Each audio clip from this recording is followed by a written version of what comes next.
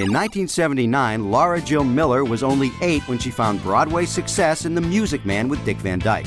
2 years later, Laura was cast as the tough but tender Samantha on Gimme a Break alongside Nell Carter. We definitely bonded. I was her baby, and most of the scripts were about her and me, especially the first couple of seasons, so we spent a lot of time together. She brought me to the Emmys, and she brought me my first dress, and she bought me a puppy, and yeah, so we had a really nice time.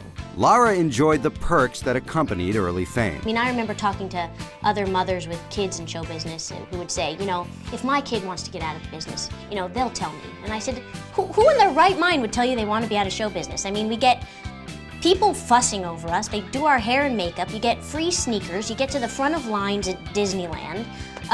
You don't have to go to real school. It was great. It was also the high times of the 80s.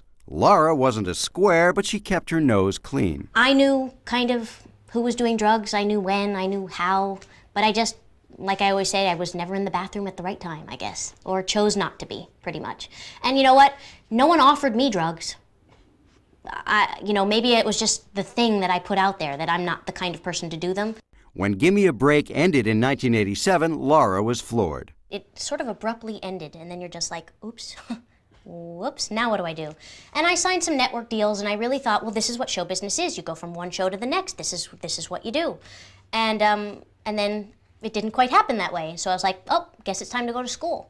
Laura not only went to school, she earned a law degree at Fordham University. Laura passed the bar in 3 states and worked as a trial lawyer in New York City. Laura's first jury trial felt more like Fan Appreciation Day. I had to pick a jury, and you sort of have to get up in front of the jury and say things like, are any of you familiar with my firm, or do any of you know me personally? And you would get a whole bunch of people in the back of the jury pool going like... I'd be like, okay, you know what, besides that, do you know me personally? And they're still like...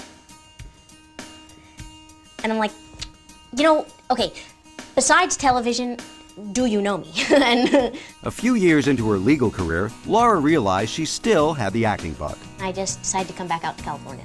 Within a very short time, I found myself starring in an animated series and turning around and doing a movie. And I do all these educational books now for kids to teach them English in other countries. So if you find yourself in Korea and all the little kids talk like me, you'll know why.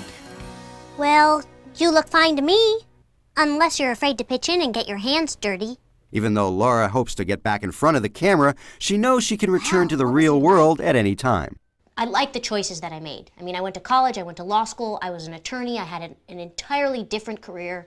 I can always go back to it. People are like, you have a fallback career. That's a pretty good fallback career.